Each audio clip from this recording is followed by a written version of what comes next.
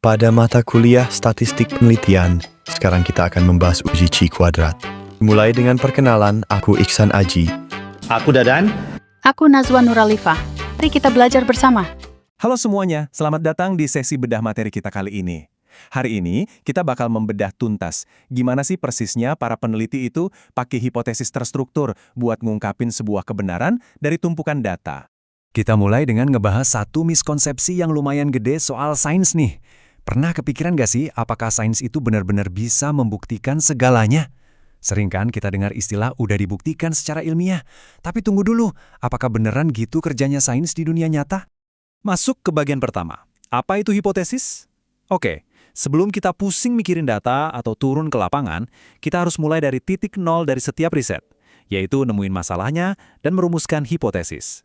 Kalau kita bedah dari akar kata bahasa Yunaninya nih, hypo itu artinya di bawah, dan tesis itu menaruh. Jadi secara harfiah, hipotesis itu ya fondasi. Dia itu semacam tebakan pintar atau dugaan sementara yang kita bangun berdasarkan bukti-bukti yang udah kita punya sejauh ini. Coba bayangin gini, pas kamu lagi ngadepin tumpukan data pengamatan mentah yang bentuknya kayak labirin ruwet, hipotesis ini ibarat momen aha di kepala kamu. Semacam lampu pijar yang tiba-tiba nyala dan ngebantu nuntun jalan kamu keluar dari kebingungan tadi. Lanjut ke bagian kedua, teori angsa hitam dari Karl Popper. Nah, ngomong-ngomong soal gimana cara kita ngetes fondasi tadi, ada satu ide super menarik dari seorang filsuf Jerman bernama Karl Popper. Karl Popper ini ngenalin satu konsep yang powerful banget, namanya teori falsifikasi. Poin utamanya gini, sebuah hipotesis itu sebenarnya nggak akan pernah bisa dibuktikan kebenarannya secara mutlak. Nggak bisa. Dia itu cuma bisa dibantah. Jadi sebuah ide atau hipotesis itu cuma bisa kita percaya selama dia belum berhasil dipatahkan oleh data-data yang baru. Mungkin konsep ini kedengarannya agak aneh dan berlawanan sama logika kita sehari-hari ya. Buat gampangnya, coba pikirin satu pernyataan klasik di dunia sains ini. Semua angsa itu warnanya putih.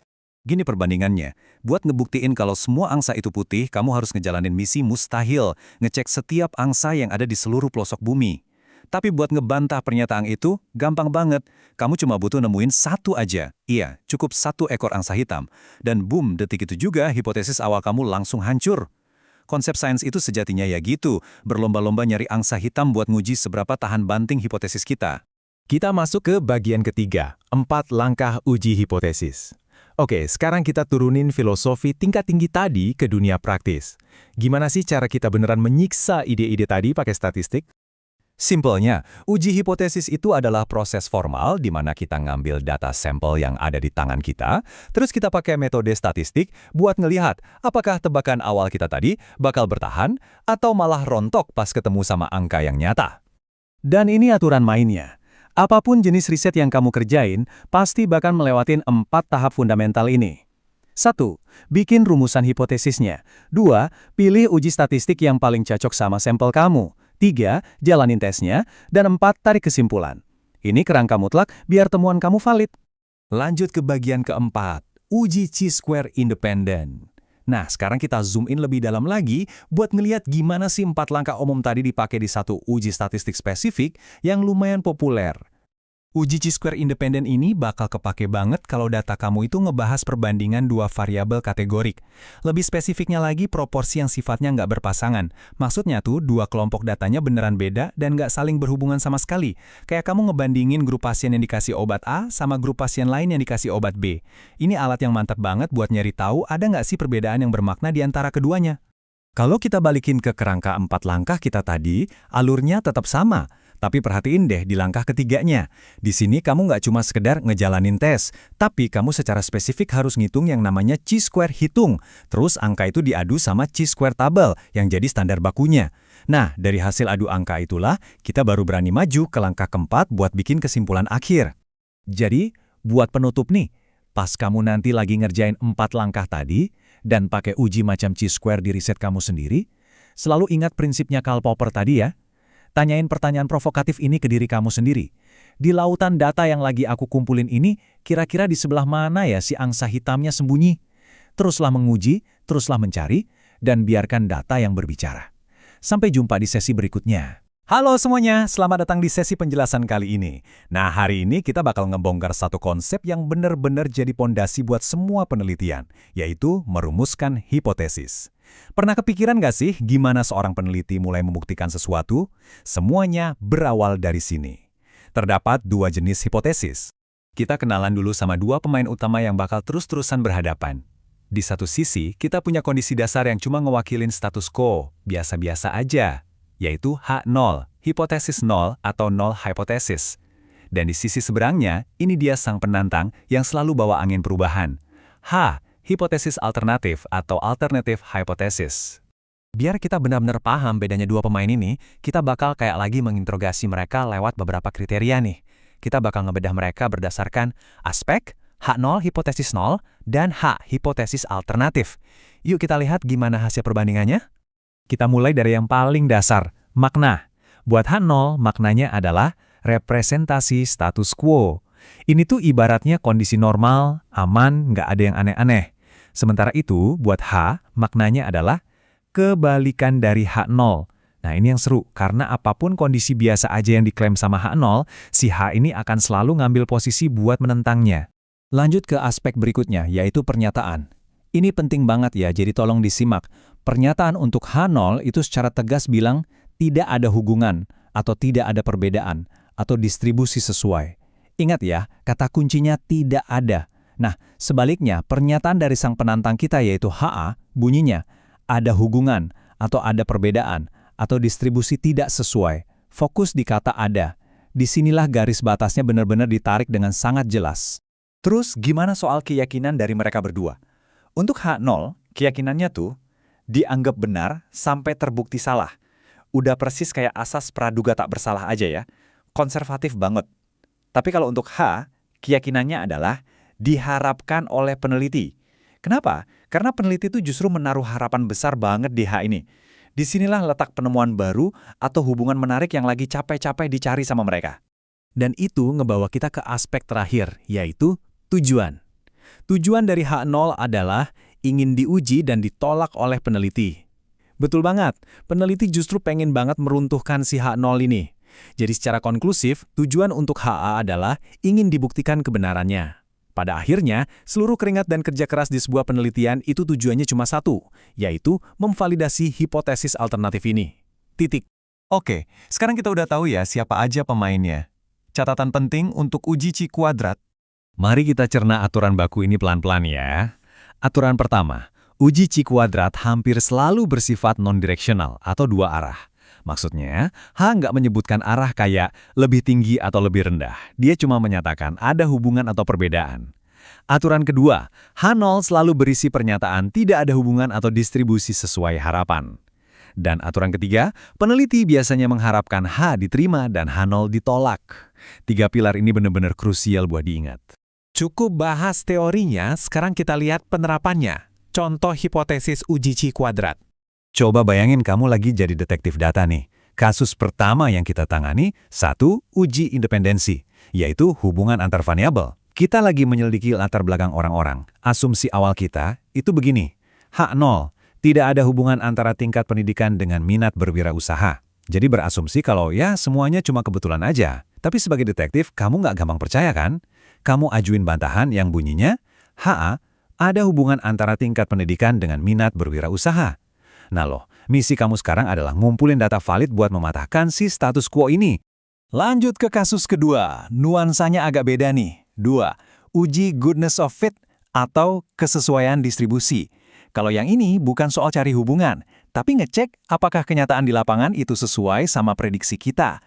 Target normalnya begini, H0 distribusi pilihan jurusan mahasiswa sesuai dengan proporsi yang diharapkan, yaitu 40% IPA, 35% IPS, dan 25% bahasa. Tapi, gimana ceritanya kalau pas data pendaftaran mahasiswa baru udah direkap, angkanya melenceng jauh banget dari proporsi tadi. Disinilah sang penantang akhir kita beraksi, yaitu H. Distribusi pilihan jurusan mahasiswa tidak sesuai dengan proporsi yang diharapkan. Coba bayangin, kalau data benar-benar ngebuktiin H ini valid, berarti ada tren perilaku baru yang berhasil mematahkan asumsi lama kita. Seru banget kan? Dan disitulah letak kekuatan sejati dari merumuskan hipotesis. Kita bukan lagi sekedar tebak-tebakan, tapi kita pakai alat yang sangat terstruktur buat mencari tahu kebenaran. Pertanyaannya sekarang, dari semua fenomena di sekitar kamu, fenomena mana nih yang pengen banget kamu uji kebenarannya hari ini? Halo semuanya, pernah nggak sih kalian melihat setumpuk data dan langsung rasa bingung? Ini sebenarnya harus pakai uji statistik yang mana ya? Tenang, kalian sama sekali nggak sendirian. Seringkali statistik itu memang terasa kayak memecahkan teka-teki yang rumit banget. Tapi hari ini kita akan bedah semuanya bareng-bareng. Kita akan bertindak layaknya seorang detektif, menggunakan pendekatan terstruktur, semacam daftar periksa yang logis untuk nentuin uji statistik yang paling sempurna buat data kalian. Nggak perlu lagi deh ngerasa kewalahan, yuk kita mulai. Nah, ini dia peta jalan visual kita. Ada 6 langkah logis, mulai dari cara memilih uji, jenis hipotesis, jenis variabel, kondisi berpasangan, jumlah kelompok, sampai nanti kita bermuara di satu tabel panduan utama. Oke, kita masuk ke langkah pertama kita, memilih uji statistik yang tepat. Langkah kedua, menentukan jenis hipotesis. Kira-kira pertanyaan penelitian kita arahnya kemana nih? Sebelum mulai pusing sama rumus, coba tanya dulu ke diri sendiri. Sebenarnya apa sih yang mau dijawab dari data ini? Di sini, hipotesis itu bercabang jadi 2 jalur utama. Pertama, hipotesis deskriptif. Ini simpel banget. Kalian cuma menggambarkan suatu variabel tanpa ada niat mencari hubungan apa-apa. Ibaratnya, kalian cuma lagi memotret suatu keadaan aja. Nah, yang kedua itu hipotesis analitik. Di sini baru deh kita mulai mencari tahu kenapa atau gimana hubungannya. Analitik ini terbagi lagi jadi 2. Korelatif, kalau kalian mau mencari korelasi atau hubungan antar variabel, dan komparatif, kalau tujuannya untuk membandingkan proporsi atau rata antar variabel. Lanjut ke langkah ketiga, menentukan jenis variabel. Apakah datanya kategorik atau numerik? Secara garis besar, data yang kita punya itu bakal masuk ke salah satu dari 2 keranjang ini. Keranjang pertama itu variabel kategorik, yang isinya data nominal dan ordinal. Bayangin aja kayak kita lagi mengelompokkan sesuatu ke dalam kotak-kotak kategori, misalnya jenis kelamin atau tingkat pendidikan. Terus keranjang kedua itu variabel numerik, yang isinya data interval dan rasio. Nah, kalau ini adalah angka murni yang memang bisa dihitung secara matematis, kayak tinggi badan atau tekanan darah. Membedakan 2 keranjang ini benar-benar krusial buat langkah kita selanjutnya. Poin pentingnya ada di sini. Tergantung data kalian masuk keranjang yang mana, cara kita menulis hipotesis 0 atau HO bakal beda total. Kalau datanya numerik, kita bakal membandingkan rata atau rata-ratanya. Logika matematikanya begini, kalau rata A sama dengan rata B, berarti A dikurangi B hasilnya pasti 0 kan? Tapi kalau datanya kategorik, yang kita bandingkan itu proporsinya. Jadi secara matematis, kalau proporsi A sama dengan proporsi B, maka A dibagi B hasilnya adalah 1. Kelihatannya sangat sederhana ya, tapi logika inilah yang menjadi fondasi untuk rumus statistik yang akan kita pakai nanti. Masuk ke langkah keempat, kondisi berpasangan atau tidak. Kita harus cek gimana cara pengambilan datanya. Suatu variabel itu bisa dibilang berpasangan kalau dia mengalami kondisi seperti ini. Ingat, bukan cuma sekedar dikasih perlakuan biasa ya. Kondisi pertama, kalau ada pengukuran berulang pada subjek yang sama. Contohnya mengukur berat badan seseorang sebelum dan sesudah program diet. Kondisi kedua, kalau ada prosedur matching atau pencocokan karakteristik saat kita mengambil sampel. Dan kondisi ketiga, kalau ada prosedur crossover yang biasa dipakai dalam uji klinis. Nah, kalau data kalian nggak melewati salah satu dari 3 kondisi ini, berarti data kalian masuknya ke kategori tidak berpasangan. Langkah kelima, menentukan jumlah kelompok. Waktunya kita menghitung kelompok dan bentuk tabelnya. Kalau kita lagi fokus pada perbandingan rata buat data numerik, cara menghitungnya gampang banget. Apakah kita lagi membandingkan tepat 2 kelompok atau lebih dari 2 kelompok? Sesederhana itu. Tapi, beda cerita kalau kita membandingkan proporsi pada data kategorik. Di sini kita harus memikirkan bentuk tabel silangnya. Kalau datanya tidak berpasangan, kita gunakan format tabel baris dikali kolom, alias B kali K. Sedangkan kalau datanya berpasangan, kita pakainya tabel pengulangan dikali kategori atau P kali K. Dan akhirnya, langkah ke-6, tabel panduan utama. Ini dia peta harta karun yang kita tunggu-tunggu. Oke, semua petunjuk sekarang udah terkumpul. Mulai dari jenis hipotesis, skala variabel, kondisi berpasangan atau enggaknya, sampai ke dimensi kelompok. Coba perhatikan tabel ini. Tabel ini benar-benar merangkum semua langkah kita tadi dengan sangat rapi dan logis. Di sisi kiri, kalian bisa melihat skala pengukurannya. numerik atau kategorik. Di bagian atas ada jenis hipotesisnya, komparatif atau korelatif. Dan di tengah-tengah ada pembagian untuk jumlah kelompok plus kondisinya. Tabel ini adalah peta harta karun kalian. Kalian tinggal menarik garis dari kiri ke kanan, lalu dari atas ke bawah untuk menemukan satu kotak pertemuan yang berisi uji statistik yang paling tepat. Biar lebih kebayang, yuk kita lihat gimana cara kerjanya secara langsung. Bayangkan kita punya data yang sifatnya kategorik. Terus, hipotesis kita komparatif dan datanya tidak berpasangan. Kalau kita menelusuri tabel tadi, alur tersebut bakal mengarahkan kita langsung ke satu kotak, yaitu uji chi-square. Gampang banget kan? Kita nggak perlu lagi asal tebak, karena alur logis yang step by step ini udah menuntun kita tepat ke jawaban yang pasti. Nah, dengan selesainya daftar periksa ini, kalian sekarang udah punya kemampuan buat memecahkan masalah statistik apapun layaknya seorang detektif yang ahli.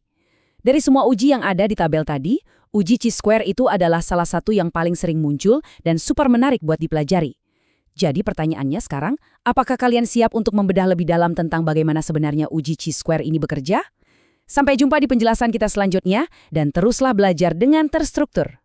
Halo semuanya, selamat datang di sesi penjelasan kita kali ini. Saya sangat bersemangat karena hari ini kita bakal membedah sebuah topik statistik yang jujur saja sering banget bikin mahasiswa atau peneliti pemula keringet dingin. Padahal, kalau kalian sudah tahu alurnya, metode ini tuh sangat logis, terstruktur, dan bahkan menyenangkan loh. Betul sekali. Hari ini kita akan menguasai uji chi-square. Anggap saja sesi ini sebagai masterclass buat kalian. Saya bakal memandu kalian selangkah demi selangkah, pelan-pelan saja. Mulai dari teori dasarnya, sampai cara ngitung dan narik kesimpulannya. Gimana, sudah siap buat jadi ahli analisis data kategorik? Yuk langsung kita bedah bareng-bareng. Nah, ini dia 5 agenda perjalanan kita hari ini. Pertama, konsep dasar chi-square. Kedua, syarat dan uji alternatif. Ketiga, membedah rumus chi-square.